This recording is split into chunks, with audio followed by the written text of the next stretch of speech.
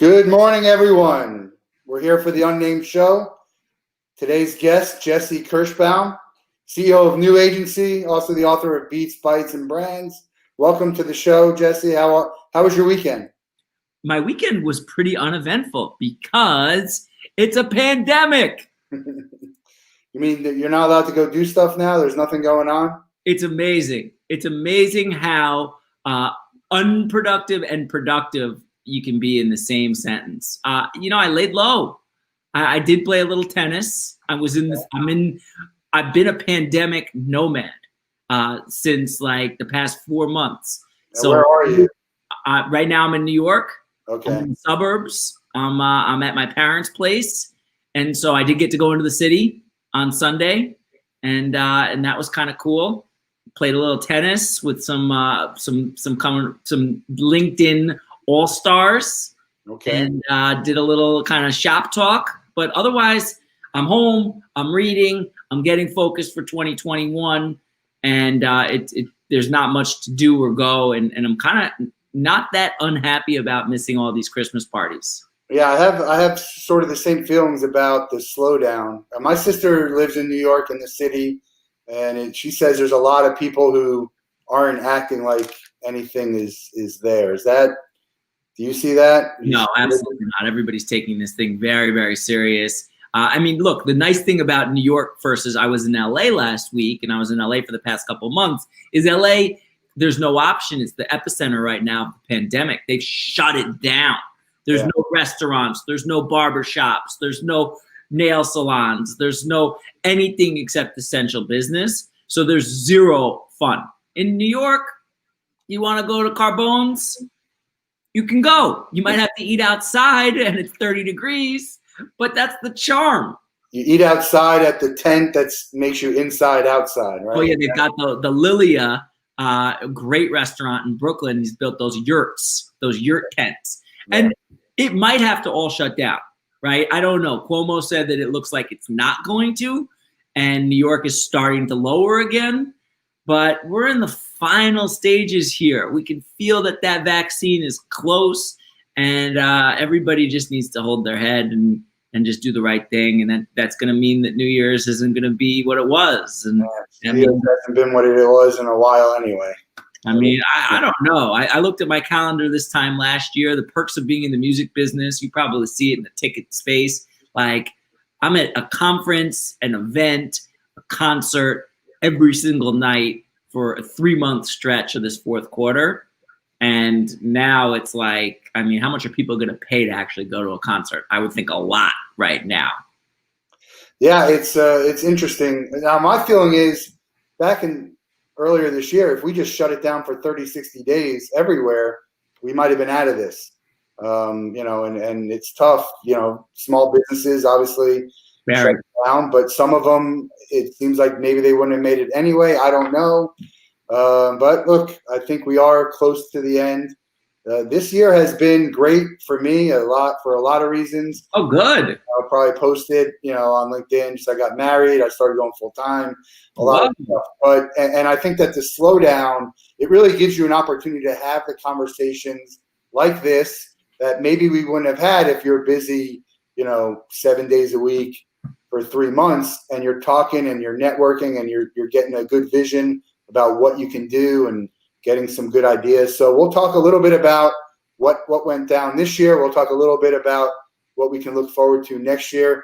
Tell everybody a little bit about who you are, about New Agency, and about Beats, Bytes, and Brands, and then we'll get into it. Wonderful. Thank you. And congrats on your wedding nuptials. That's very challenging to do in a pandemic. Oh, yeah. I want that story for another time. I think that's a whole other blog post. But what do I do and who am I? My name is Jesse K. I run a company called New Agency. My backstory is I was finding and developing talent and doing that in innovative ways. And that's what New Agency was based on. And the way we were doing it is we were partnering with tech companies, we were partnering with colleges, and I was able to find and develop some amazing artists, first agent of record for artists like J. Cole, Big Sean, Mike Posner, Wale, Action Bronson, Logic, White Panda, Solange, I'm sorry, I'm forgetting a bunch more, but the list goes on and on. About 5 years into representing artists, I saw a big opportunity in the music business, which is in brand partnerships and building music strategy for brands. And ultimately, representing artists was it was a 24/7 around the clock business, and it felt a little monotonous and it felt very cutthroat. And I pivoted, reinvented the business to represent brands and to do partnerships. And now we are a new wave culture marketing agency doing music strategy, bridging the gap between brands and their consumers by leveraging the power of entertainment. And what were the other questions? Well, the Beats, Bytes, and Brands. You wrote a book. Wonderful. Thank you very much for that. So one of the things that I do is a weekly newsletter called Beats and Bytes, which breaks down everything you want to know in the intersection of music, technology, and brands. That's kind of my strength, right? The multi-hyphenate. I might not know the most about music and I might not know the most about tech, but when it comes to the intersection of music, tech, and brands, that's my domain. And so this newsletter breaks down everything happening in the culture that week. And then on top of it, I put a POV spin on it. So next week's is actually going to be a great one. It's the last one of the year, and it's my predictions and trends for 2021. And I got my finger on the pulse. We work with all these great brands. We work with all these great artists. And it'll be a great place if you want to see what's coming next and you want to figure out how to take advantage of that, because culture, more importantly than ever, the news cycle, more importantly than ever, memes, technology, that's how you build influence, is really like taking what's going on and putting your POV on it and then repurposing it for the world.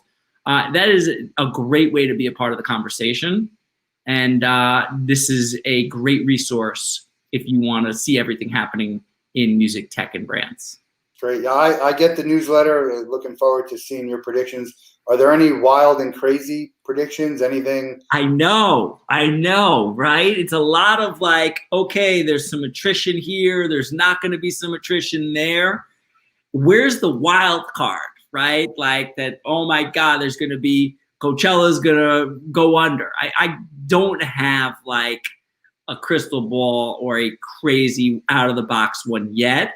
But I think that like that's the kind of zinger I still need. I have about 15 that I love, that I'm bullish on, but it's true. I'm hoping like in these conversations over these next few days that I'm gonna like, a lightning is gonna hit and I'm gonna say, holy cow, here's the Cassandra, here's the Black Swan, here's the thing that like you didn't know you needed to know.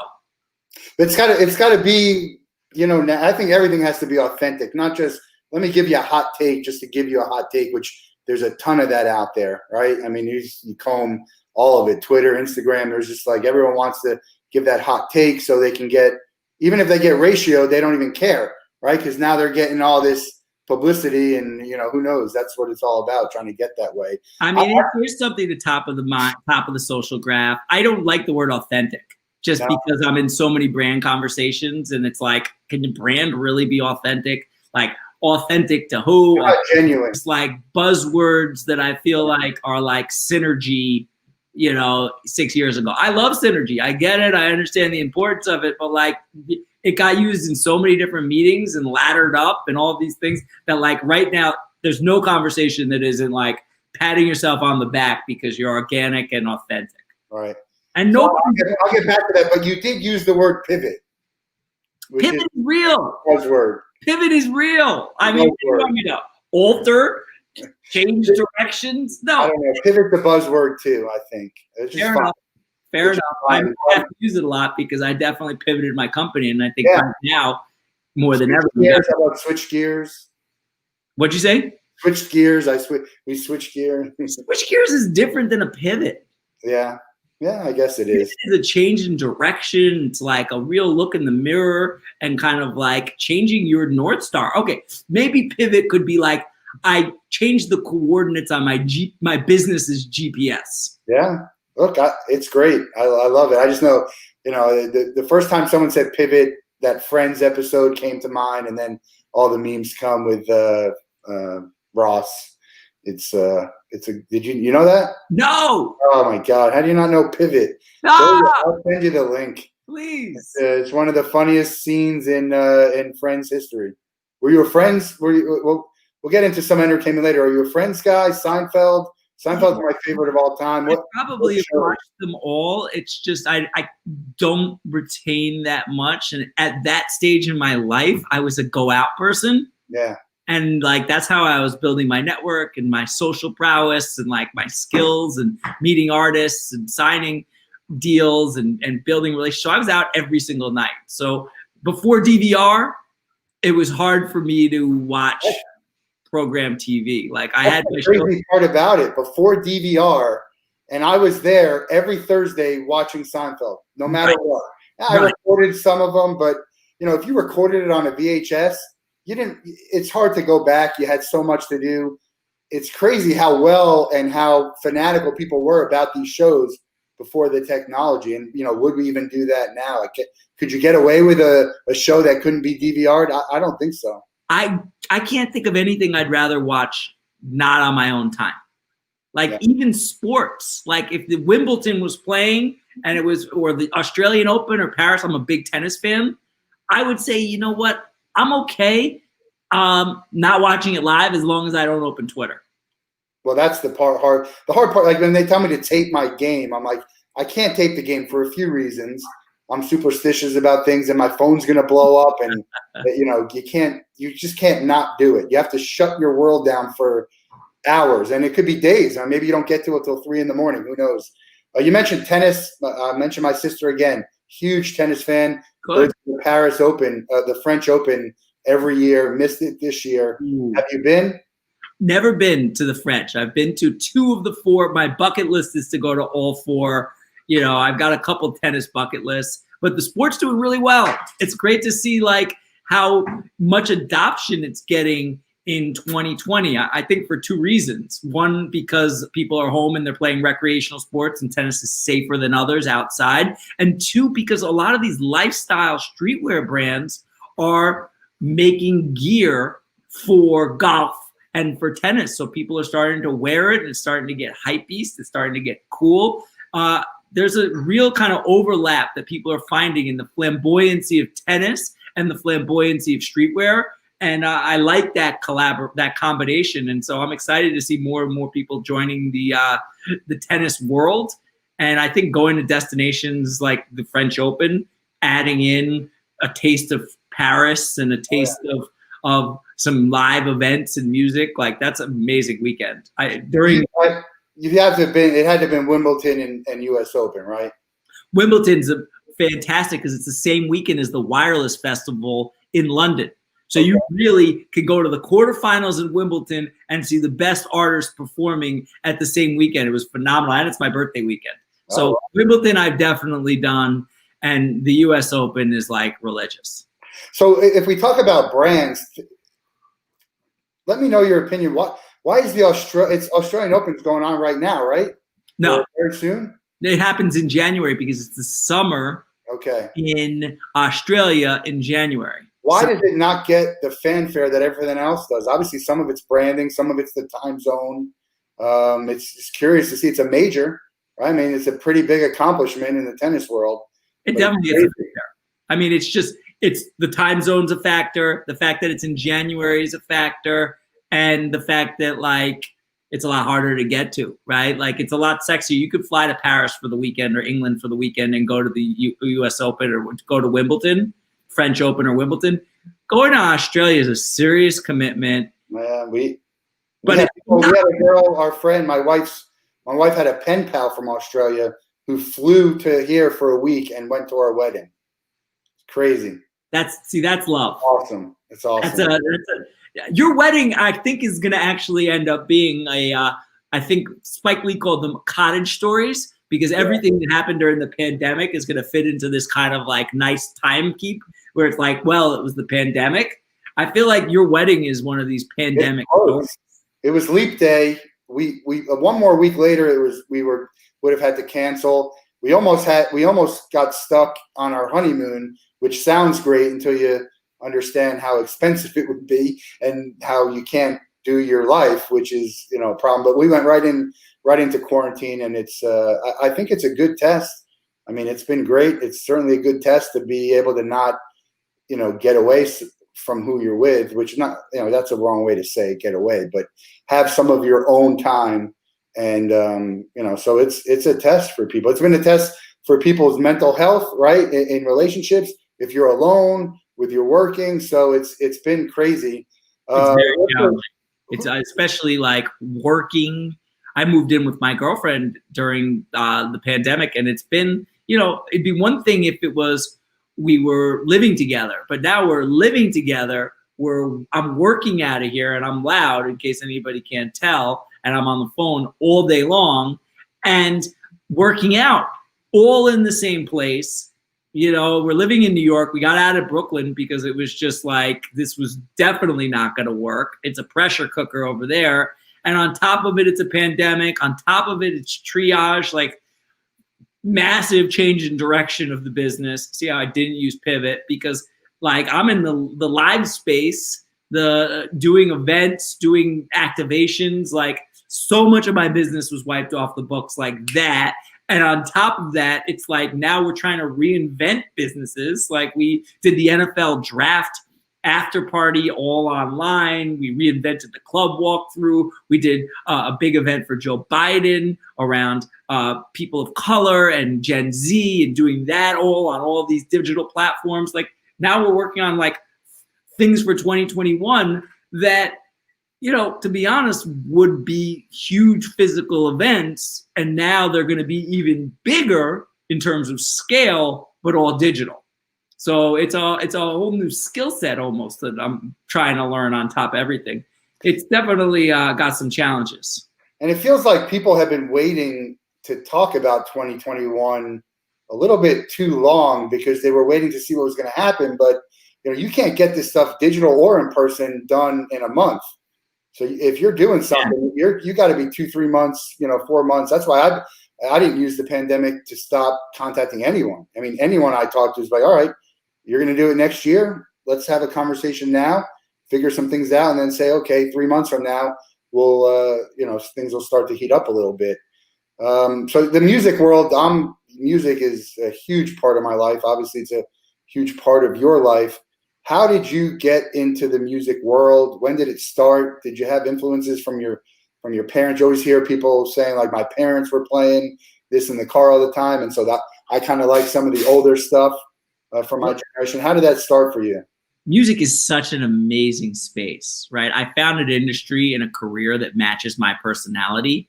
My first taste of it, I didn't have any family relations. I didn't have any contacts. My first taste of it was throwing parties in high school and in college, and bringing people together and realizing that an element that makes these parties better is having a musical component. So booking bands for the colleges and booking DJs for your high school frat party or your high school house parties was just like a game changer in terms of the experience. From there, I got my first taste by getting happenstance casted in a Puff Daddy music video in high school, right before I went to college. So I was in All About the Benjamins, which was bananas, going into college. Then I went to school, studied business, and got internships. Begged, borrowed, stealed, whatever I could do. Had to get one in London around the back that way. Had my father met somebody on a plane, and that was my first into the place. I basically cold called, did whatever I could, and just kind of kept building my resume while throwing parties, right? So the parties was a great connector and a great way for me to keep my finger on the pulse. Where'd you go to college? I went to University of Wisconsin. Oh, yeah. Good weekend for them. That's a great party school. So they're always at the top of the rankings in parties. I mean, every college is a party school. It just depends on the scale of it. And we were #1 rated party school while I was in college. We had 2 Rose Bowls. Ron Dane, the Heisman, lived in my dorm. We had a Final Four in NCAA. It was college heaven. The library was rated by Playboy as the #1 place on campus, on any college campus to meet women. It was really like college heaven. We went to the Corner Club with the K's. Yeah, KK, College Club. Yeah, college club. We do a trip every year where we go to a different city. Ooh. And, we were in Wisconsin. We actually went to Green Bay, Milwaukee, and Wisconsin to hit. So we do college football, pro football, and Major League Baseball. And my friend's cousin, or who knows, knew someone, and there was a party. It must have been a frat party across the street in this big house from the stadium. And these kids were like, I've never seen so many kegs in my life. They had bottles they were selling, and I felt real weird because we were older.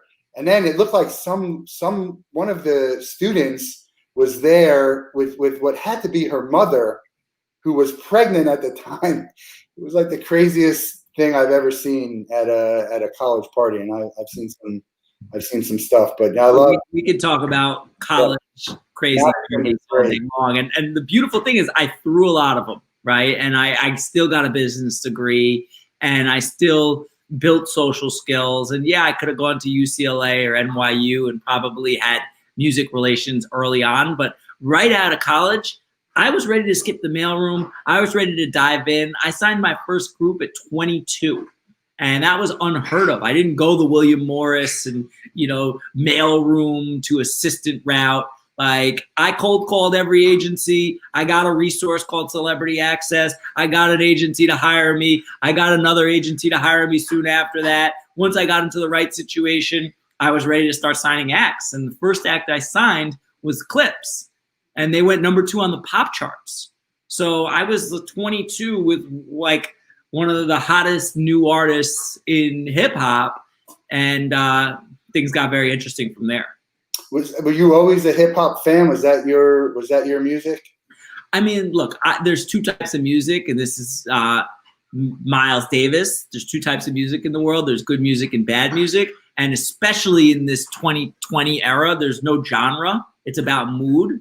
But yes, growing up in New York City in the 90s, like that entrepreneurial hustle, that soundtrack that was happening on Hot 97, like I freaking fell in love with it. You grew up in New York? I grew up in New York. Yeah. That was my first foray into music. Is I would sit in my room with a tape recorder and hit record for like the top 20. Oh. And I wasn't even a huge music fan. It was just the top. And then I get to college and you start going out to the bars and the clubs. And now that's when my love for music started. Hip hop is always going to be a big thing. It's our generation. It's the soundtrack to our youth, and it's also the soundtrack to the culture right now.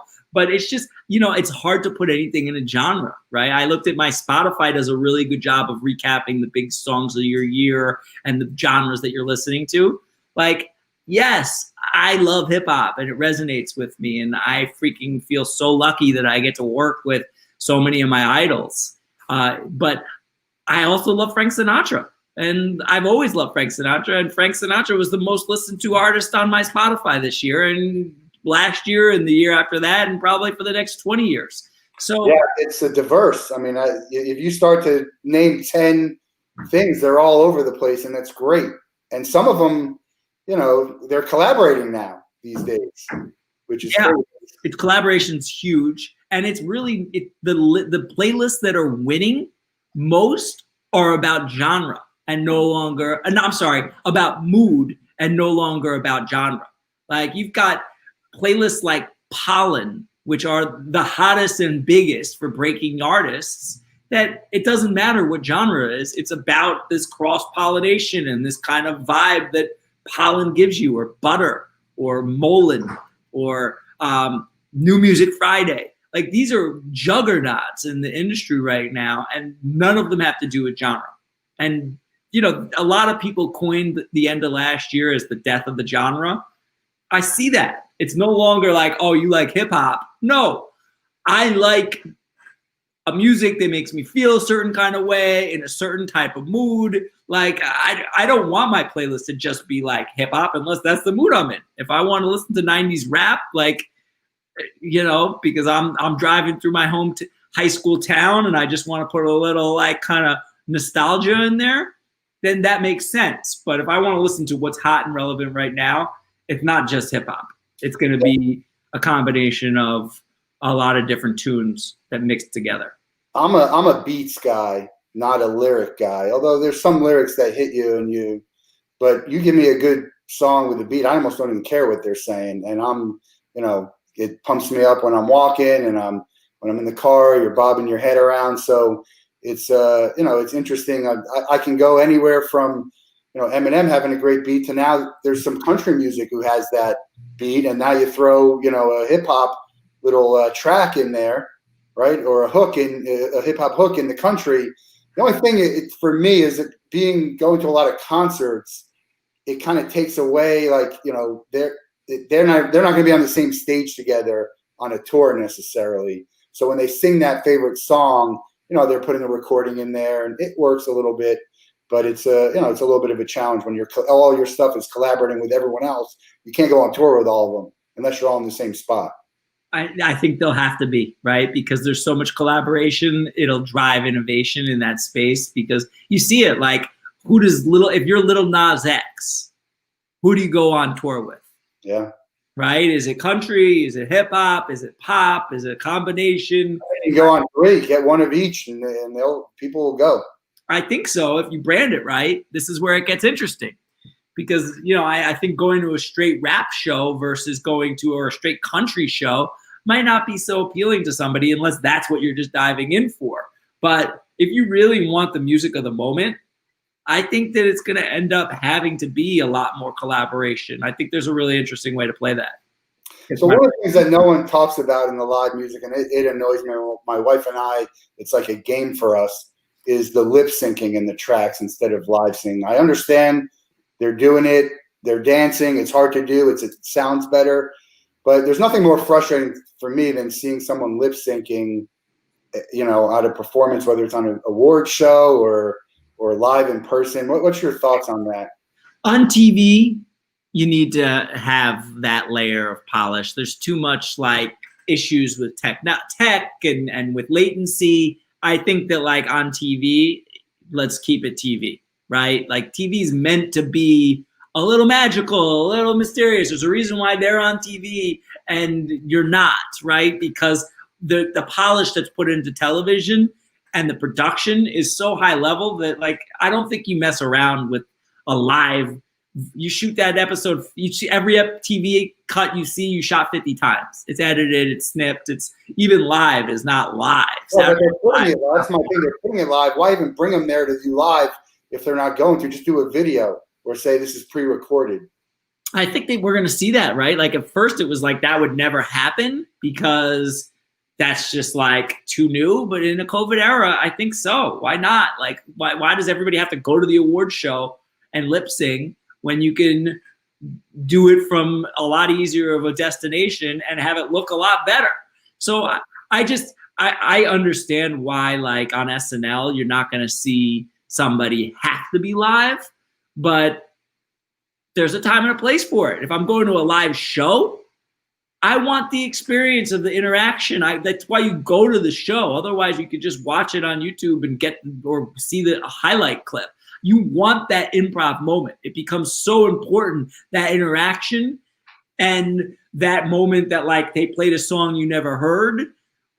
These type of moments are important. I think live is really important for the live show, but on television, the stakes are too high. Yeah. What would have happened to Milli Vanilli in 2020 or 2019? Would anyone care? I mean, I think that they would be on TikTok, and I think they'd probably be crushing it because none of these TikTokers are singing original songs. They'd be influencers.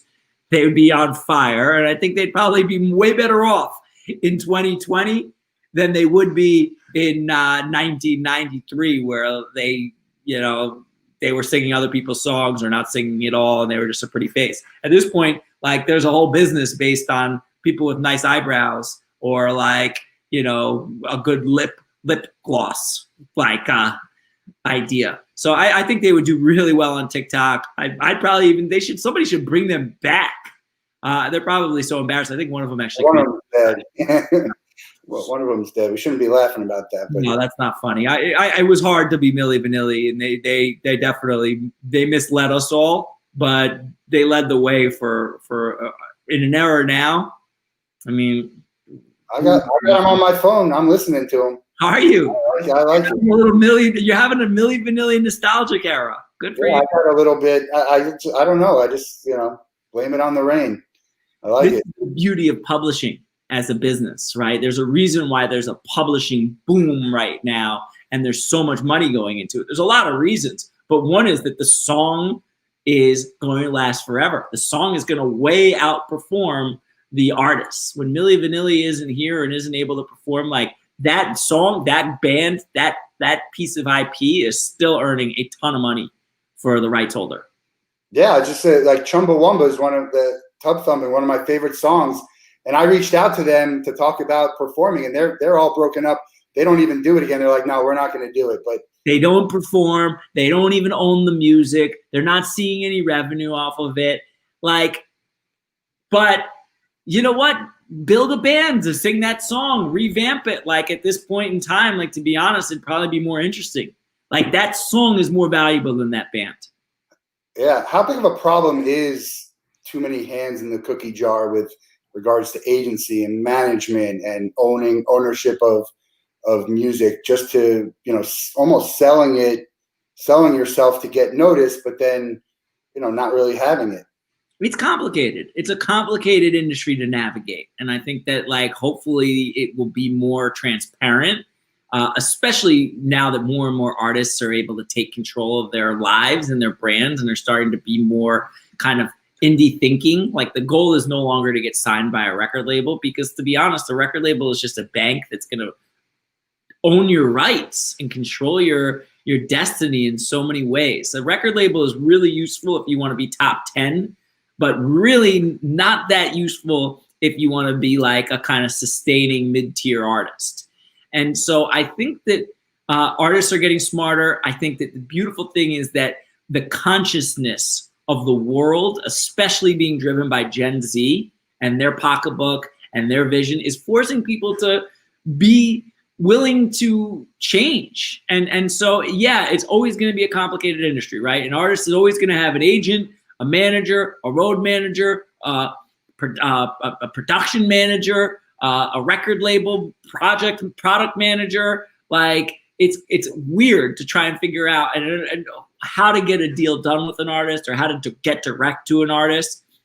There's a lot of nuances to it. It really, anytime you're working in culture, you need experts on your team.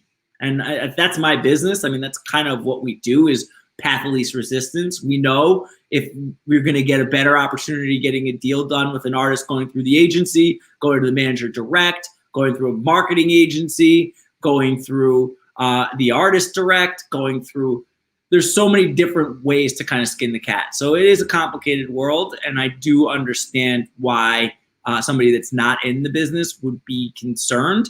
And I definitely could see why it would be confusing for an artist with this ecosystem around them that in a lot of ways systematically had been developed to be very predatorial. And it's changing. It has to change, and it will change. And changing the Taylor Swifts of the world, or is it on a different, is it other people driving, the up and comers? What? Yeah, I mean, I think lessons from Taylor Swift are very valuable, and I think people are seeing that. Yes, she was young. She signed a deal where she didn't control her rights, and she lost control of a lot of her songs. Now she has control of her rights. She's signed to a big label. She's got all the machines. She's got the audience. She's got the power. Can she go back and figure out how to get her old songs? Probably not, but she did work out a workaround, and people are watching it, and they're saying, like, she got oppressed. And if you talk to Taylor Swift and Taylor Swift had any advice for the next Taylor Swift, she would probably say, mark these couple things on your contract. So it is being passed down generationally. It's also coming from the bottom up, right? Gen Z in particular is requiring brands, companies to have a compass, to have a moral compass on, if they're spending with you, you need to be thinking about diversity. You need to be thinking about social good. Like, there's a reason why that trend is happening. It's not lip service. Real dollars are going to those companies and will continue to. And companies that are doing the wrong thing are they're going to lose customer loyalty. It's not just about whoever's going to give me the best deal. It's who's going to build the best world. Yeah. And so social responsibility, huge for us at Ticket Time Machine. Mental health is a big thing that we're supporting right now with Same Here, global mental health organization. We do Same Here CEO. Obviously, the Black Lives Matter is a big thing right now. What is there something you guys are championing for more than others, or something you're focusing on as we move into 21?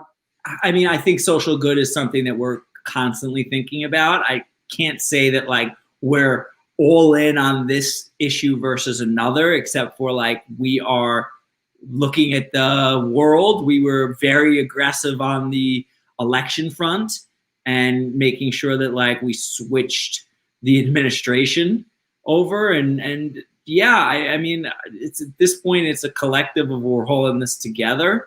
And we've got to try and figure out how to elevate the right voices. And we're big believers in diversity of thought. There are charities that I'm on the board of, teaching underprivileged entrepreneurs how to, and empowering them all over the world. And that's a group called the Resolution Gala. It was an event that we do, but the Resolve organization is a board I'm on the charity I'm on the board of. I support a bunch of others too. I do mentorship. So yeah, I mean, for me, all of them are important and I understand them, or if I don't, I want to learn more. And I'm definitely into it, but it's not, I mean, there's social good elements, right? We've worked from everybody from Planned Parenthood to empowering people of color and activism to vote. Right? Does music have a good old boy network like sports and politics? I mean, yeah, I would think it's even more so in some regards. I mean, a lot of what this country is built on, a lot of the old guard is, you know, that kind of layer of older white men, and they're still there, and they're still in many ways at the top of it's an old guard in the music business that is still in many ways in charge. How do you change that? I mean, we had this conversation, we were talking about the diversity and Black Lives Matter. I don't think you're going to change the minds of these people. So we have to change the leadership. How can we do that? Who do you think is some great young minds or great minds that can help bring it, that's out there, that need a bigger voice, that need a better platform? Yeah, I think we've got to highlight them. I think we've got to amplify them. I think we've got to be willing to say something if we see something's wrong. It's not just being like, I didn't do it. That's not acceptable right now at all. Everybody's got to take steps and measures to make sure that there's diversity of thought, inclusion, and empowering voices that need it. So, I mean, who are great voices? It depends on what area and what sector, but it's a good question. You know, it's something actually that like I should have a list the way I have a list for most. I do it on a day-to-day basis, but I maybe this conversation's helping me to really think deeper about. Yeah, it's hard because there's so much there's so much to do, and you have to focus on certain things, but you don't want them to be moments. Like, we don't want this to be the Black Lives Matter moment. We want to change the culture. We don't want this to be, you know, mental health. We want it to be every day, not just a month. And so it's just hard. You have to prioritize, because I have a list of 10 things I want to do, but I can't do them all at once, and I can't give as much to all of them. So it becomes harder. You know, you have to sort of focus on something at a time and maybe give it more attention at this moment. And then, you know, it's never going to be done, but you move on. It's tough to balance, I find.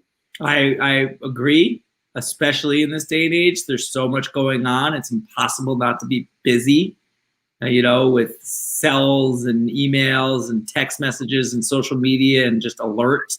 But it's true. How do you prioritize really making change and really making impact? And and it's true. These are things that are super important to me, and I want to elevate voices, and I want to live in a world that is inclusive and diverse and supportive, and yeah, I see issues in a lot of issues in the way things have been going, and so I'm all for New Guard.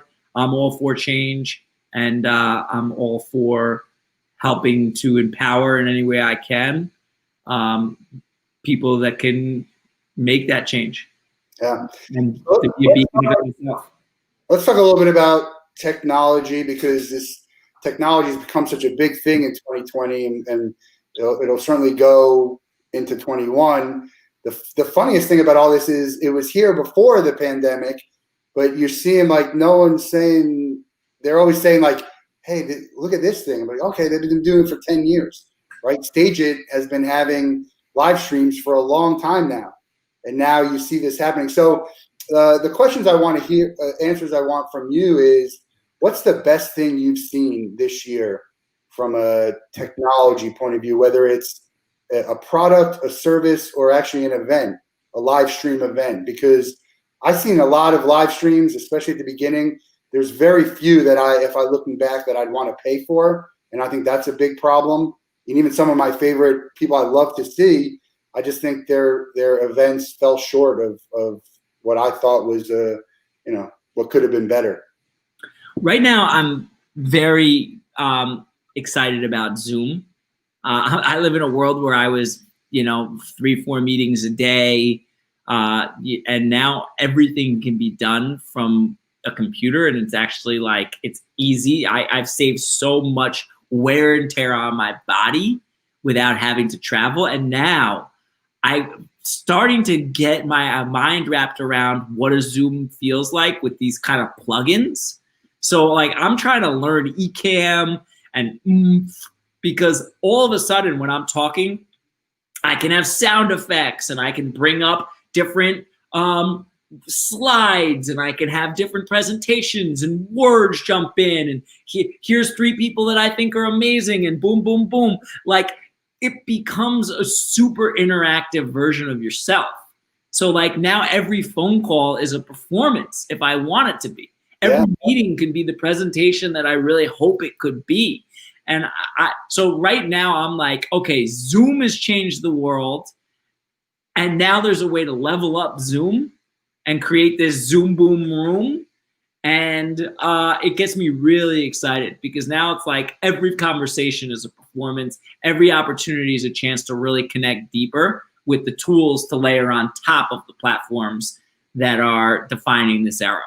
Yeah, we talked about this offline, but take a time machine. We're working on some stuff that's going to be pretty cool in that world.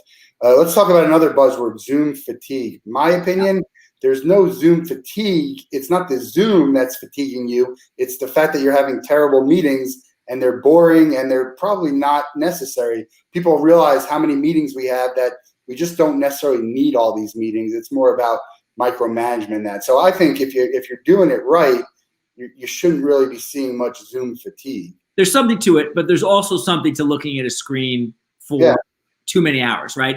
With a baby, if you see with a baby and you put that screen in front of them, they are so happy, they're so happy, they're so happy. And then you start taking the screen away, or they look at a screen for more than 3 hours in a row, and they start to get aggy, right? Like, they're responding in ways that don't seem, they're not their same normal self. They hadn't meditated. They're like a problem. And I could see that if I'm on a Zoom for 8 hours. Well, that's a long day, over the course of the day, and then someone invites me to a Zoom party that night, like, I start to get a little, my back might hurt. I might get in a bad mood. Like, I stop responding to people in real life because I'm talking to a camera. Like, there is, if it's not Zoom fatigue, there's screen fatigue.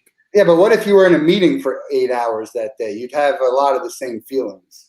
Definitely. Yeah. Definitely. I would be pissed. I don't like long meetings. And if I wasn't, unless it was like a meeting that was designed with breaks and walking, and you're doing like a spiritual connection, like a conference is a meeting for 8 hours that actually is like, if it's designed right, is quite enjoyable, but there's movement, there's ways to shake it up. If I'm on a computer screen like this for 8 hours, like there's no question about it. Like my body is gonna react in probably a way that is gonna be not great.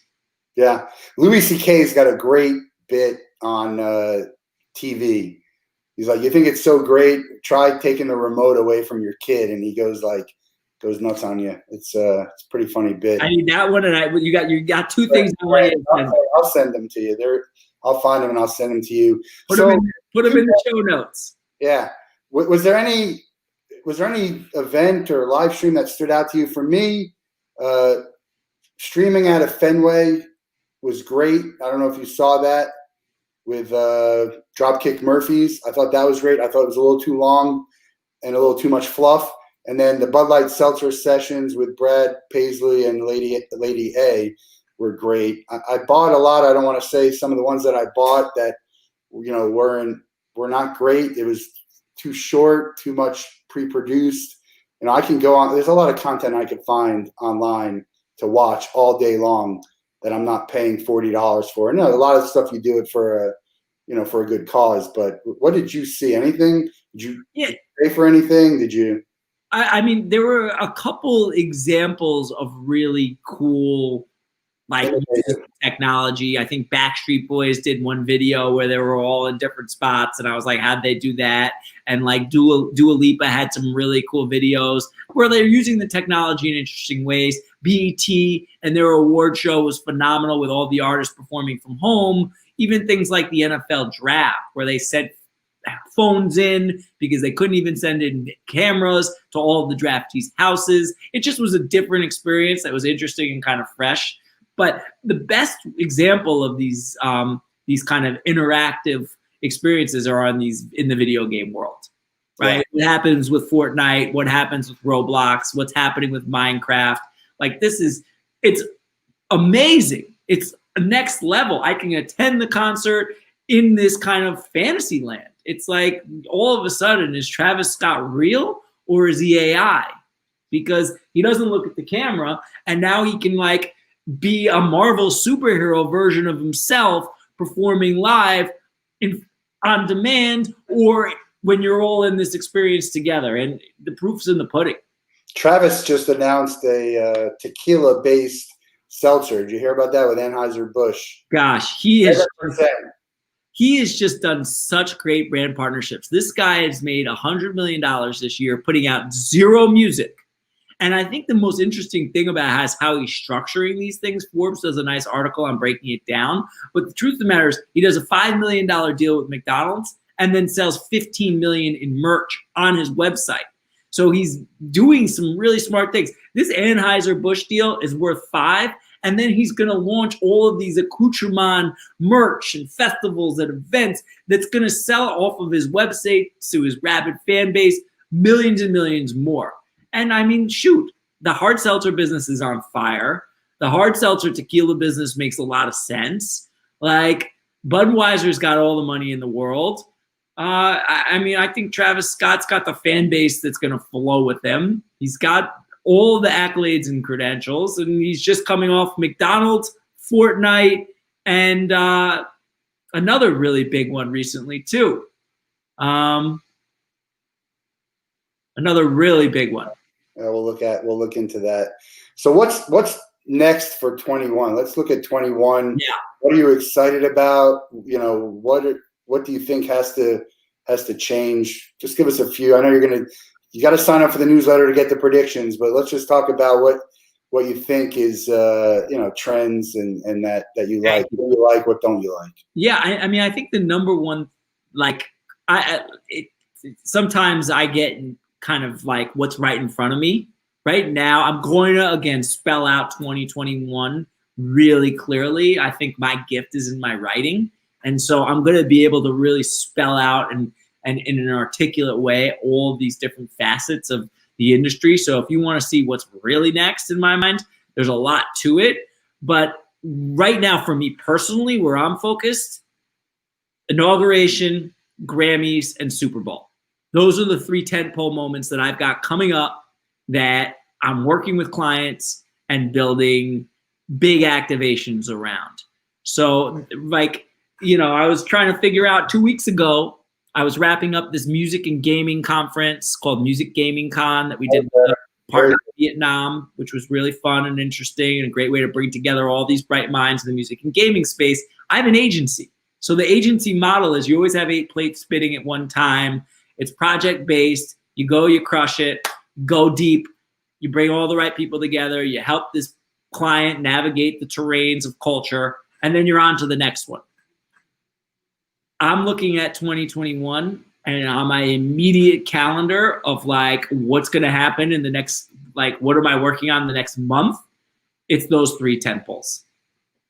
Great. And that's all coming up. Grammys are in January 31st. They're in January. Yes. All right. So the Super Bowl's right after. Still a lot of uncertainty about what's going to happen in the Super Bowl, especially the events surrounding it. I know I've talked to some people, and we're almost there. I mean, we're a month away. February 7th is the Super Bowl. 8 weeks away. Definitely. So, Less. Crazy. So yeah, a lot can happen. I mean, again, I move in a world where we can pull this off in 3 weeks. We haven't did over and over again. And that was kind of even like, I got that background as an agent. When I was representing artists, it would be like, how long would it take for me to promote a show? Yeah, you want 3 months, 6 months, 3 years, whatever you can do. But like, truth of the matter is, if you got an artist and you know how to market it and you're going for the right niche and you know what you're doing, 3 weeks, soup to nuts, you should be able to put a show on and sell it out and have it move the right way. So I think I've done it in less. And, the inauguration's coming up even quicker, and it's a massive undertaking, but this is a big cultural moment. And I think we're going to have a lot of eyeballs, and there's a lot of opportunity for brands to play in this space and for artists to be a part of this moment. And I think that this is a celebration for what hopefully will be the future and finally moving forward.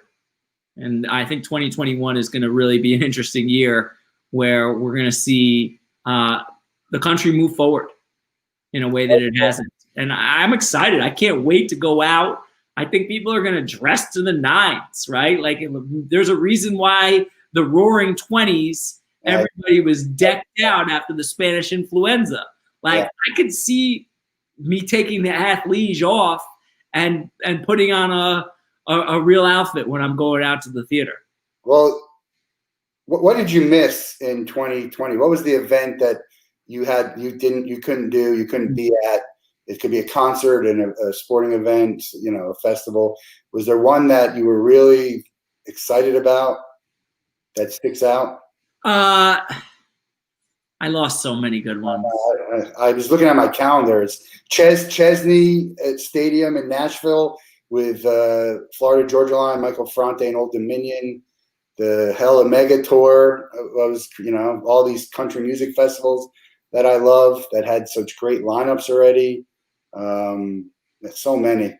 Yeah. I was lucky enough to go to a couple of football games recently, and it's a great experience to be spread out, to not have a crowd like that. If you could have that in a festival, I know they can't survive that way, but if you could have that in a festival where you're not, and I don't mind being in the crowd like up front, but it's still, there's something nice about having your space. It's not sustainable, but it is quite nice. It's like going to the museum right now and you can go by yourself.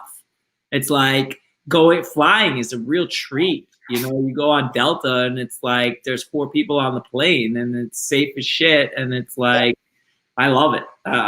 There is some niceness to kind of like the calm of not having traffic when you're driving around New York. Parking during the pandemic was a real treat. Like there was no on-site parking, so you could just basically park it anywhere you wanted. But none of this is sustainable. Right. And I would have preferred it to be, well, you know what? No regrets. Yeah. This was the 2020 we were dealt. And I right now want to just kind of appreciate the good and look at the lessons and really start to map out what 2021 is going to look like, because we got a lot more clarity now. Yeah, when will what's your best guess on when big festivals will happen? Summer? Is it not till August? 2022. 22. So you think none of these festivals they're all gonna have to move them? I think that they could happen in some capacity, but they're not going to be major ones. Not these major, not a Coachella, not a Bonnaroo.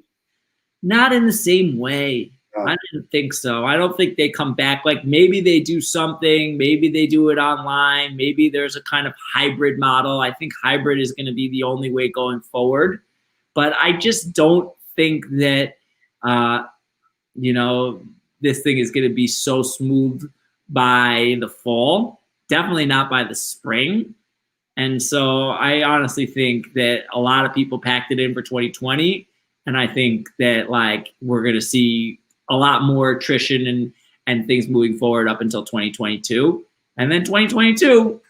Crazy, right? I don't know. How crazy can it be? We'll see how bad the schedule is so packed. Everything's going to be, you're going to have to decide, do I want to go to this or this, when you could have gone to both of them. And there'll be enough people to go to all of them.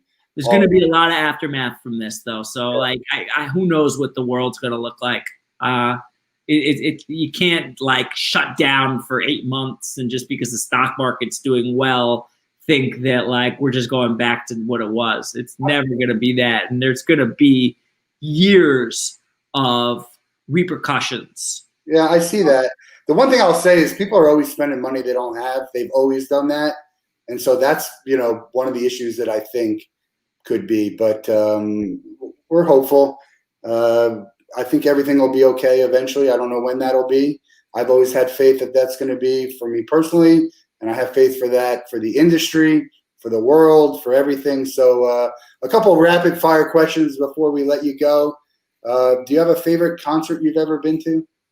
I'm like the type of guy that's the last one I saw is my favorite. Yeah. So I there's so many great ones that, like, now that I haven't been to a concert in a year, I'm like I can kind of go into the nostalgic bag. I love Puff Daddy and the Family, the reunion tour that they made a movie where it was like every single featured artist that you've ever seen, from every Puff Daddy hit from my 90s high school years, all on one stage live. And I had, front row seats to it at the Barclays Center. That was freaking awesome. Have you ever seen Naughty by Nature? Yeah, of course. They're my favorite hip-hop act to see live. Oh, really?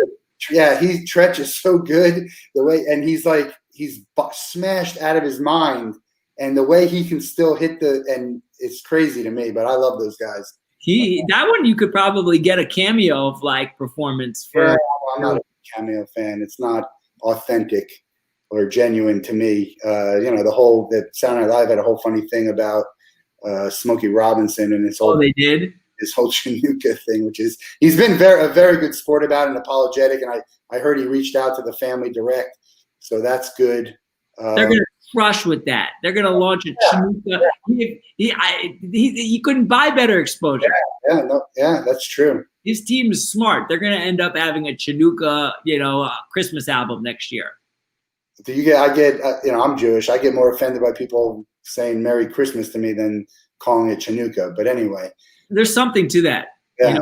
There really is. Yeah. I can understand that. I don't get offended just because it's just like this is like a holiday that we all celebrate. But yeah, you're and it's not like, how do you know I'm Jewish? How do I know you're Jewish? Yeah, that's the point. Like, there's so many holidays right now. It's like, why do you pick that instead of saying Happy Holidays? Anyway, that's for a whole. We got a lot of these things we'll put for a whole nother conversation. Do you have a favorite movie? My favorite movie is the Greatest Show with Hugh Jackman. Yeah. I know that doesn't sound deep, but I love Broadway, and it makes me feel good. Like, if I want to feel up, or if I'm just landing in a new city, if I put on some of that soundtrack, I can just, like, conjure up my dreams and just know that today is going to be my greatest stage. I'm a big fan of musicals. There's been a ton of good ones. I haven't watched Prom yet, but I hear that one is really good. Me too. You have to eat one food for a whole year. What is it? Probably like sweet green salad. All right. That's the first healthy thing I've heard on it. You're 8 episodes in. Yeah, I think maybe like sweet green has a nice assortment of different things I can kind of like pull in, and salad just makes me feel good and light and healthy, and it fuels me up. I like salad, but by the time I put everything I want in it, it's not so healthy anymore. For me, that's just It's me. better than a chicken parm sub. Yeah, I agree. One person is celebrity. They're alive. You get to spend 24 hours with them. Who is it, and what are you guys doing? It's Sinatra with a cigar and a scotch in Vegas after his show, telling stories and me being able to ask him questions. Good enough. I think a lot of people would love to do that. Last question. What would you be doing if you weren't doing what you're doing now? Did you grow up thinking, I want to be an astronaut, a police officer? Was there something else you thought that you were going to do? Or if you had to do something else right now and you switch right away, what would it be?